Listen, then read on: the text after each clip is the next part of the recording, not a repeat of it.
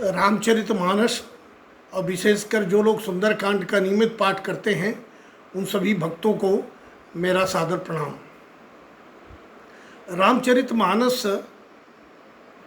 या यूँ कहें कि वाल्मीकि कृति रामायण में 7 कांड हैं और लंका कांड को छोड़ के बाकी सभी कांड का नाम यथावत है।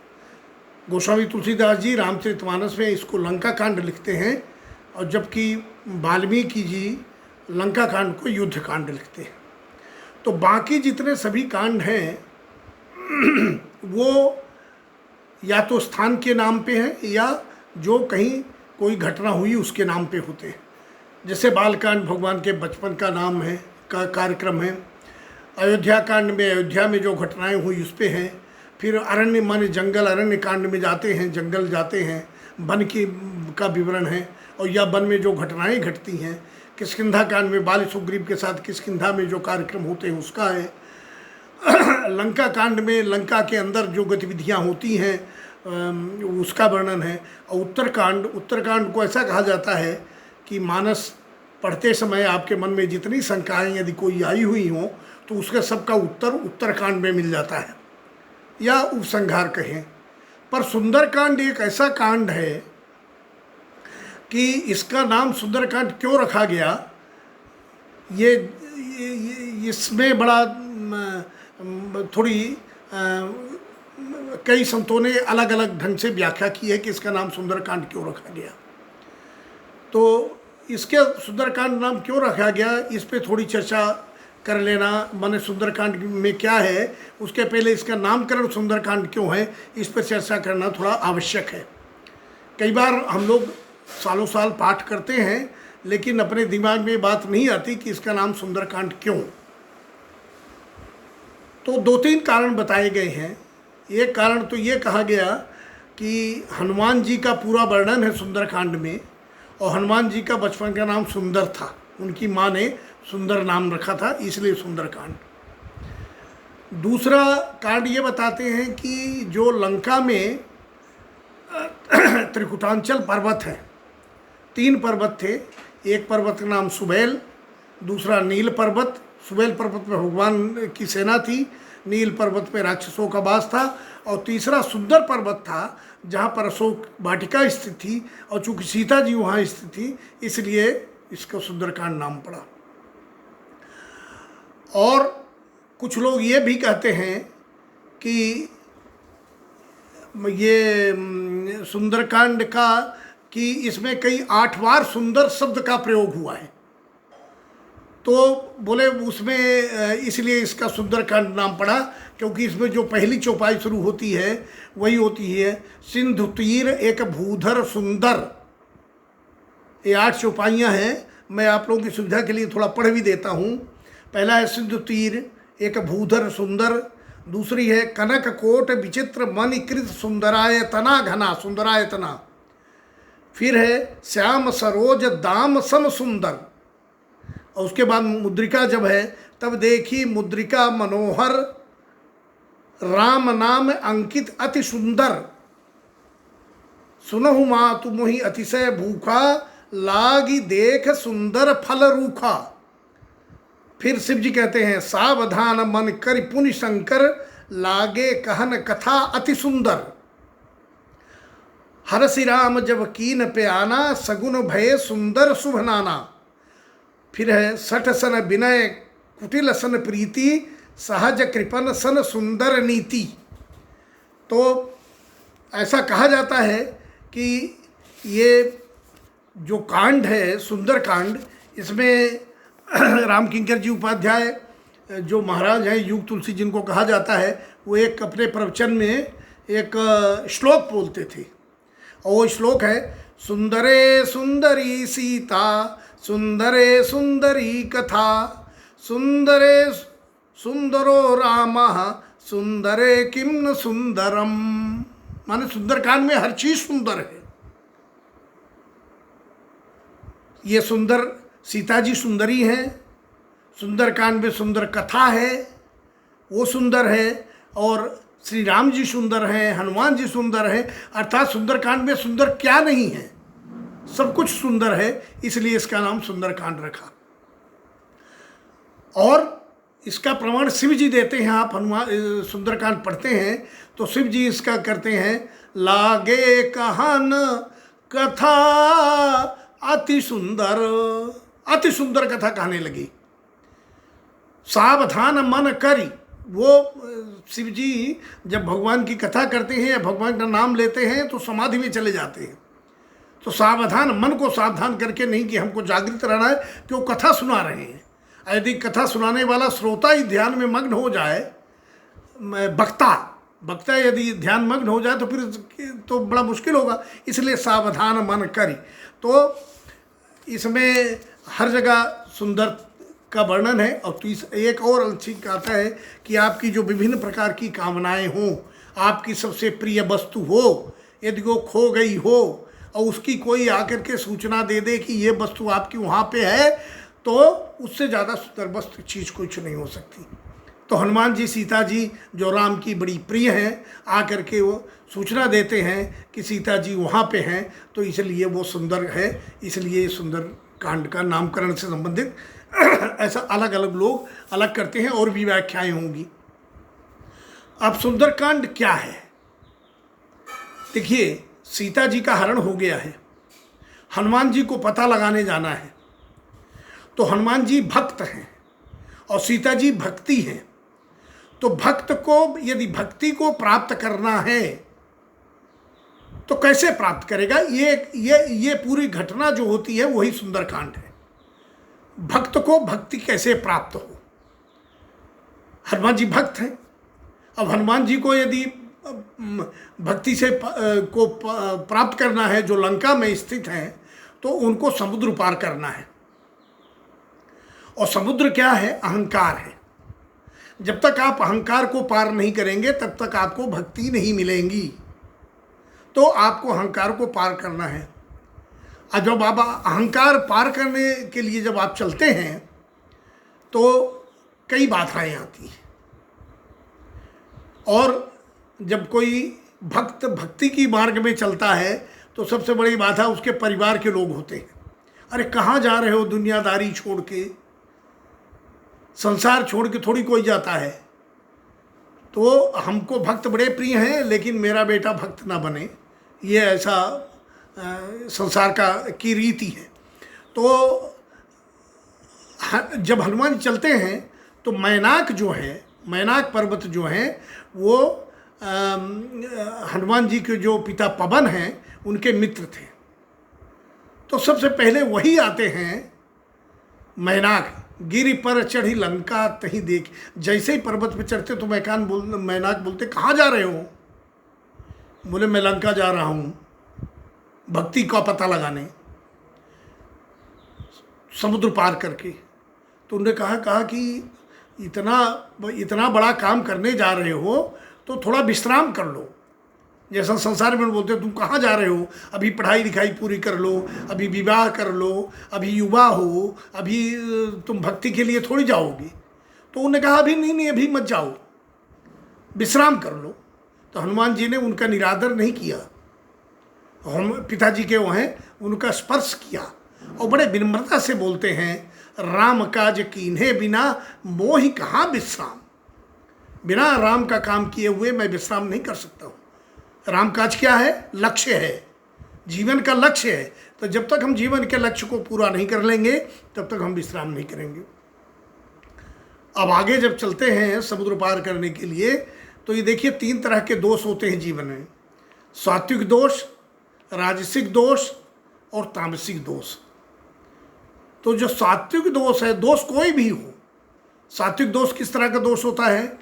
हम 4 लोगों के बीच में यदि बैठेंगे तो बोलेंगे, हम तो एकादशी का व्रत करते हैं, हम तो 108 वाला गायत्री जपते हैं, हम तो हर मंगलवार सुंदरकांड का पाठ करते हैं, हम तो ये पूजा कर, माने ये चीज़ अच्छी है, कोई बुराई नहीं है इनमें।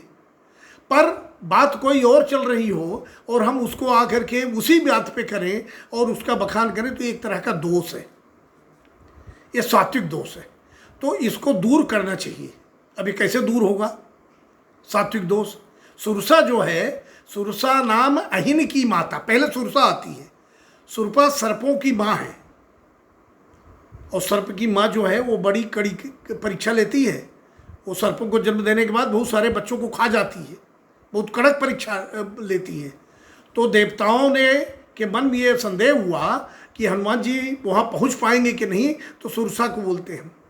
अब जब सुरसा आई तो बोली मैं तुम्हें खा जाऊंगी।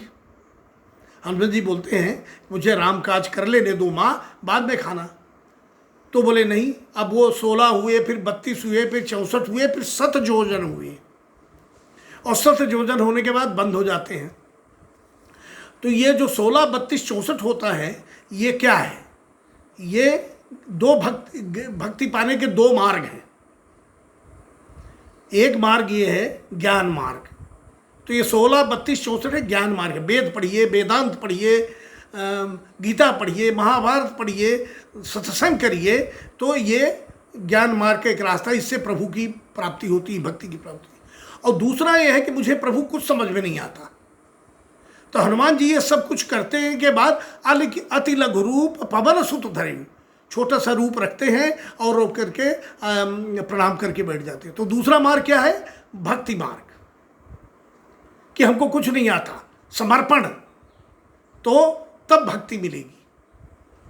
और दूसरा एक आता है सत योजन के आगे क्यों नहीं गए? क्योंकि उनने जामवंत ने कहा था जो नाघय सत योजन सागर, जो ये 7 योजन वाले 800 मील वाले समुद्र को जो पार कर लेगा वही वहाँ पहुँचेगा। तो 7 योजन के बाद फिर काम रुक जाता है। तो सुरसा को भी पता हो गया कि ये 7 योजन कर रहा है तो पार कर लेगा, और हनुमान जी ने भी बता दिया कि माँ तुम्हारी जो इच्छा हम कर लेंगे। तो ये एक तरह से सात्विक दोष को दूर किया उनने। तब उनने आशीर्वाद दिया कि तुम जाओ, जिस काम के लिए जा रहे हो वहाँ मारपीट कुछ नहीं हुई। सात्विक दोष में मारपीट नहीं होती। उसके बाद जब हनुमान जी को आशीर्वाद देते हैं, हनुमान जी आगे चलते हैं। आगे चलते हैं तो वहाँ पे सिंहिका है। वो क्या करती है? समुद्र में रहती है, रहती समुद्र में है, लेकिन ऊपर से जो जाता है परछाई देख करके उसको खा जाती है। ये क्या है? ईर्षा।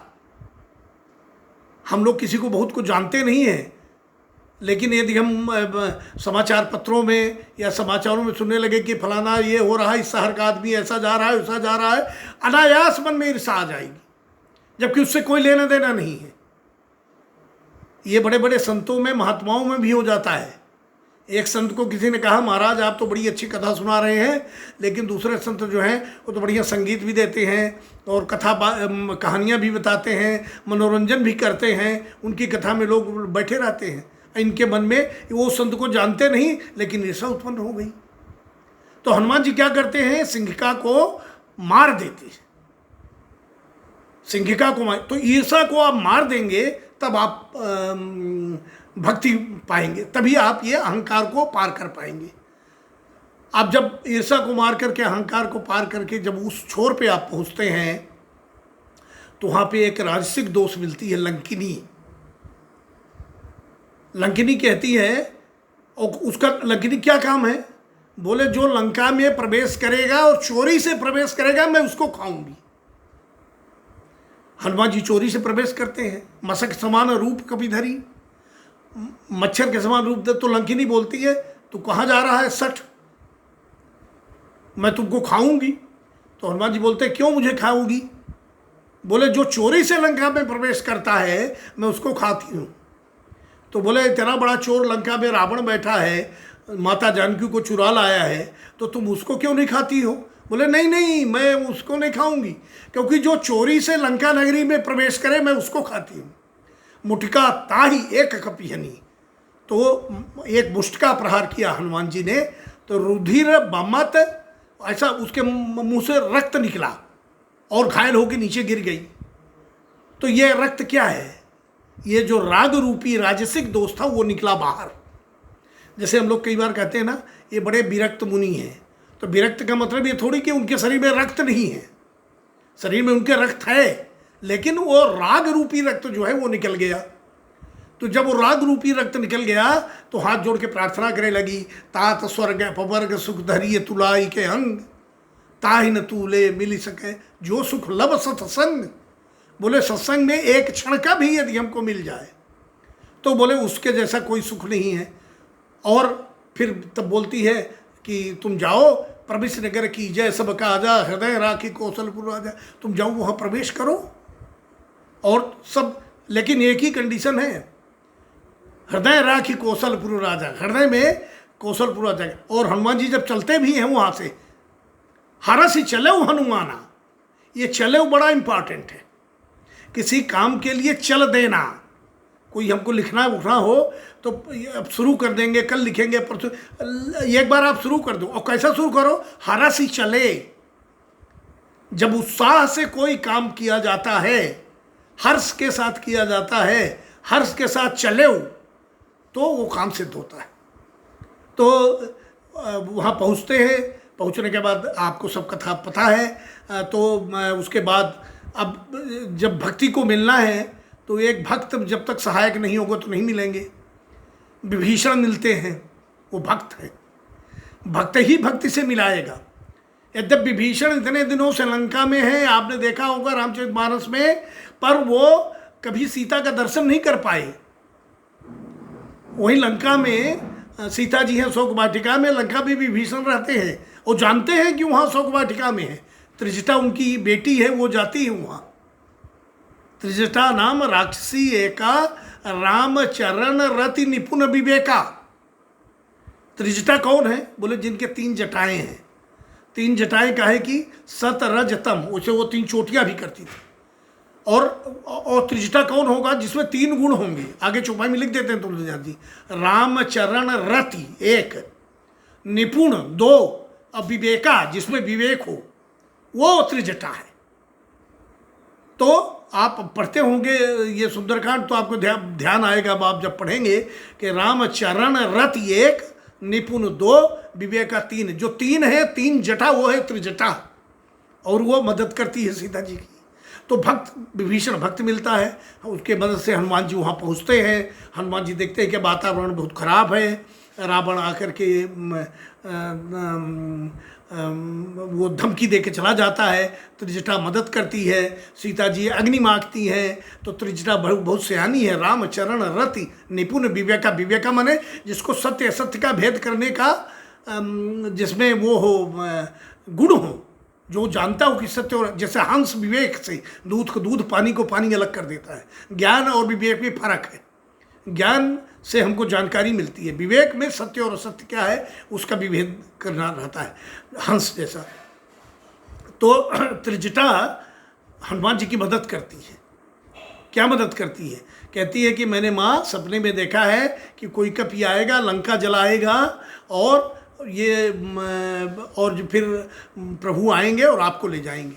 हनुमान जी बड़े आश्चर्यचकित कि हमको तो भगवान ने आदेश दिया नहीं, लेकिन त्रिजटा सपना देखती है। तो जो इस तरह के सात्विक लोग होते हैं, जिनकी रामचंद्र रति है, उनको जो सपना होता है सही होता है।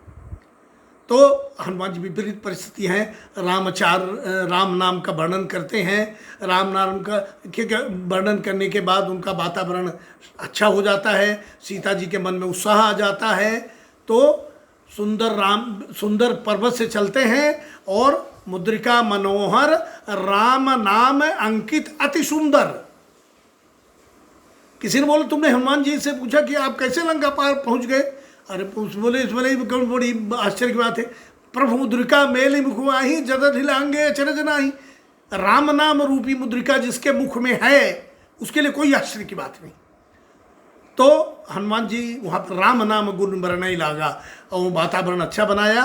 तब सीता जी ने कहा कौन है? हनुमान जी प्रकट होते हैं, और हनुमान जी जा करके और दर्शन किए। लेकिन अब हनुमान जी का काम पूरा हो गया था, केवल सीता का पता लगाना था और भगवान के प्रभु को संदेश कहना था।